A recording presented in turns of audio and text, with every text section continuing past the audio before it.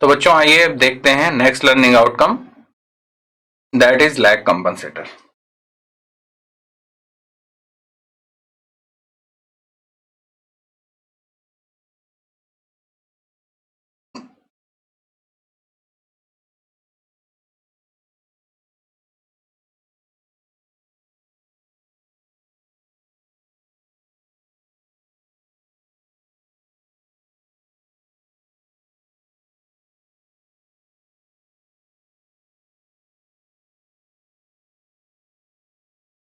तो देखिए lead compensator में जो भी हमने डिस्कस किया है सेम डिस्कशन हमारा लैग कंपनसेटर में होगा।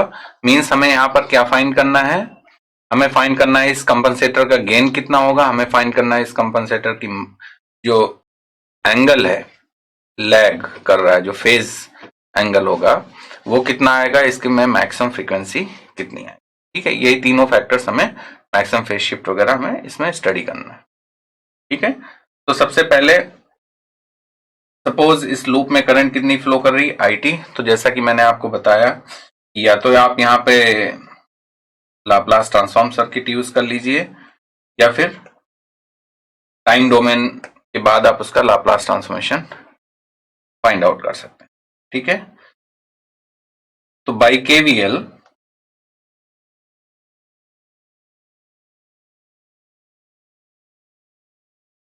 मैं लाप्लास ट्रांसफॉर्म डोमेन में इक्वेशन लिख रहा हूं, VIS equals to R1IS plus R2IS plus 1/CS/IS। ठीक है, and IS is common in all this, तो R1 plus R2 plus 1/CS/IS equation number 1। Now at output, or you can say for output voltage VOS will be, VOS आप किसके cross ले रहे हैं, R2 और C के cross ले रहे हैं, तो यहां पर VOS की वैल्यू कितनी आएगी, R2IS प्लस 1/CS/IS। तो आप यहां पर कह सकते हैं कि R2 plus 1/CS/IS equation number 3। तो from equation 2 and 3 you can get the gain.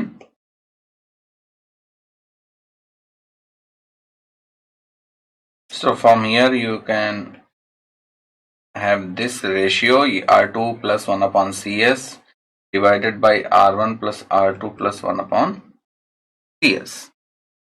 Rearrange this in this form और इसको हम लिखेंगे GCS, gain of the controller. ठीक है, तो हमने रीअरेंज कर लिया। आफ्टर रीअरेंजिंग आपको पता है कि RC क्या होता है, time constant of the circuit, तो इसको हमने लिख लिया R2C को, where tau equals to R2C। ठीक है, और यहां पर डिनोमिनेटर में S प्लस 1/बीटा टाउ, और आफ्टर रीअरेंजिंग यहां पर एक और पार्ट आ रहा है 1/R1 plus R2 divided by R2 outside. तो एक ये पार्ट हो गया और साथ ही साथ यहां पर 1/बीटा।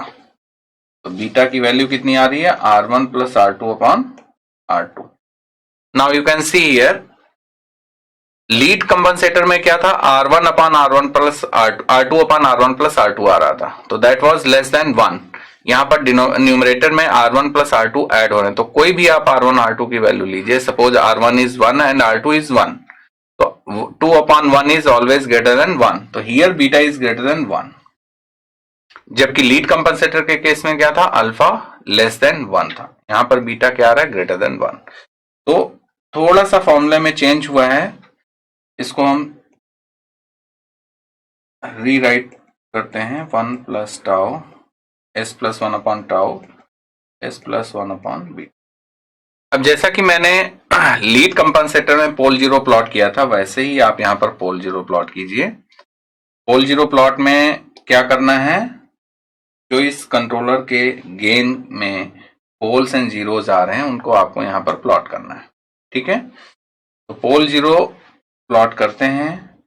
यहां पर जीरोज कौन से हैं वो आपको बताना है। जीरो है at -1/tau and pole is at -1/β tau। ठीक है, here beta is greater than 1 तो 1/β tau लेस देन 1 हो जाएगा, और निगेटिव में लेस क्वांटिटी क्या होती है, ग्रेटर होती है। इसका मतलब इसमें पोल पहले आएगा और जीरो बाद में आएगा। तो क्लियर है ना यहां से।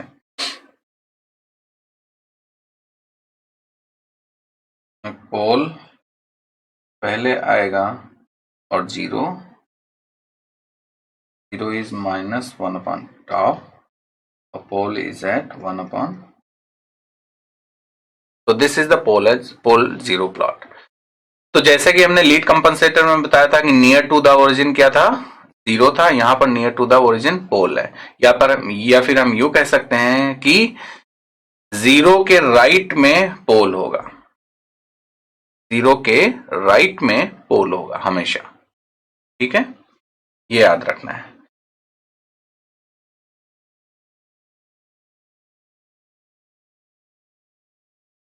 Now next discussion is maximum phase angle and frequency.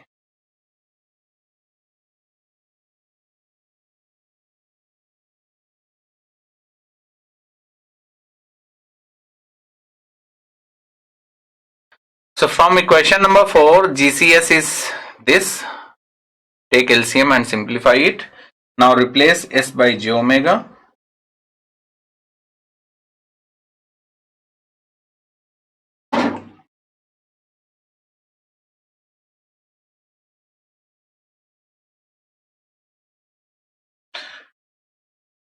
After replacing, you can get magnitude from this and phase angle from this. तो हमें क्या सॉल्व करना है, फेज। फेज कितना होगा इसका, phi equals to tan inverse omega tau minus tan inverse omega beta tau. ठीक है, अब इसमें हमें क्या करना है, सॉल्व करना है मैक्सिमम फेज। तो इसको हमें D phi by D omega equals to 0 substitute करना है। आप इसको डिफ्रेंशिएट कीजिए, सिंप्लीफाई कीजिए और देखिए क्या एक्सप्रेशन आ रहा है। तो from here when you equate this to 0 you will get omega m is the maximum frequency 1/tau root beta, और हम इसको ऐसे भी लिख सकते हैं 1/beta tau। ठीक है, इसको ऐसे भी हम लिख सकते हैं। तो ये क्या हो गया, omega C1 and omega C2 का ज्योमेट्रिक मीन हो गया, and this is the maximum frequency.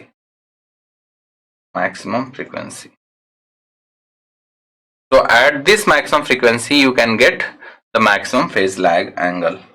So substitute this frequency value in equation number 5 here, है ना।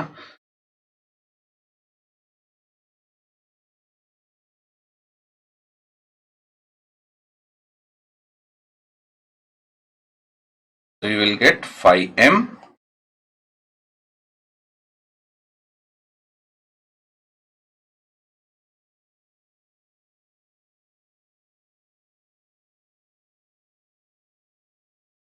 now after solving just like as lead phase angle tan phi m आपको यहां पर मिल जाएगा 1 minus beta upon 2 root beta. फर्क सिर्फ इतना ही है कि यहां पे बीटा ग्रेटर देन 1 है और वहां पर अल्फा क्या था, लेस देन 1 था। ठीक है, तो यहां पर आप देखिए कि tan phi m क्या आ रहा है, 1 minus beta upon 2 root beta. तो लीड फेज एंगल और फेज लैग एंगल में दोनों में फर्क इतना है कि बीटा और अल्फा डिफर कर रहे हैं रेंज में। अल्फा वहां पर 0 से 1 के बीच में लाई कर रहा था, यहां पर बीटा ग्रेटर देन 1 है। ये फेज लैग एंगल है, मीन से लो पास सर्किट है। ठीक है, तो लो पास सर्किट क्या करता है, हाई फ्रीक्वेंसी को एटीन्यूएट करता है। तो यहां पर क्या होगा, हाई फ्रीक्वेंसी एटीन्यूएशन होगा। ठीक है, ये याद रखना है। पॉइंट्स कुछ हैं, ये जो पॉइंट्स हैं कुछ वो आपको याद रखने हैं, क्योंकि ऑब्जेक्टिव टाइप क्वेश्चंस इन्हीं पॉइंट्स पे फॉर्म होते हैं। तो अभी तक जो हमने डिस्कस किया है, लैग कंपनसेटर के बारे में डिस्कस किया, इसमें हमने तीनों चीजें सॉल्व की हैं, गेन, फेज और मैक्सिमम फ्रीक्वेंसी। ठीक है, आई होप कि आपको अच्छे से समझ में आ गया होगा। तो बच्चों यहां पर हमने लर्निंग आउटकम 3 कंप्लीट कर लिया है। आइए अब हम आपका नॉलेज चेक करते हैं।